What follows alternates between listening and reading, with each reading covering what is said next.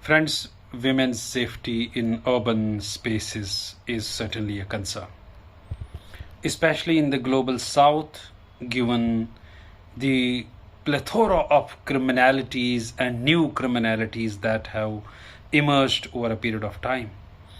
And especially in the post COVID era, when we are rather assessing those insecurities, we need to take into account the concept of inclusion, justice, and security as three indicators that literally make what? Women, Peace, and Security Index. And globally, this time it is UAE, the safest country for women, given these three inclusions, as I talked about. What we lack in urban spaces must be properly evaluated by urban planners, and building women friendly cities is certainly, working towards women's safety and gender inclusion in cities. Friends, it's already a global agenda, I must say, an SDG target, and besides the new urban agenda, work is being done in this regard, but still it's a far cry. We need to enhance our efforts to make cities safer, and be it controlling crime or taking into consideration the urban designing, urban planning, or designing safer cities for women. Means what? Means security for women at the societal level, at the domestic level, at the workplace.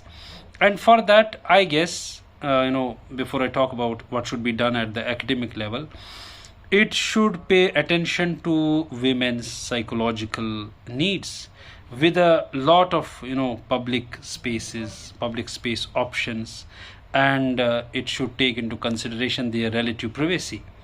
It should also take into account the public space design of people's social interaction, and we should certainly need urban landscape designing for women, for safe cities. At the end, at the academic level, as I said, gender and urban studies is as a sub-discipline must be properly developed and must be taught to architects, must be taught to students of gender, sociology, social work, so that a sensitization is created, so that the young Indians get acquainted with these new terms and get to know the concept of safer cities for women. As I said, at the moment, UAE tops, and we still need many more efforts to reach to that index where UAE is.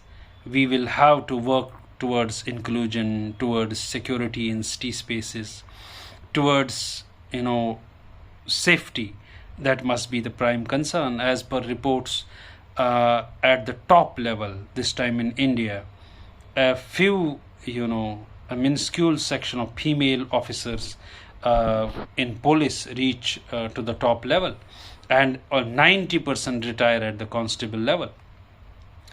It needs women's involvement. If we have to make cities safer for women, women must be the prime stakeholder in that project. It cannot be done excluding women. We cannot make cities safer without women. They must be the equal stakeholders. And as I said, at the academic level, we will have to develop gender and urban studies as a sub-discipline, and it should be taught as a paper at the BA and MA level. And women need to be closely involved in urban planning and urban designing and in architecture, and inclusion would do that, because if we will not work towards inclusion, criminalities like Nirbhaya, gang rape way back in 2012 that shocked the world and rocked India, where by virtue of which, you know, certain sexual violence laws emerged in India.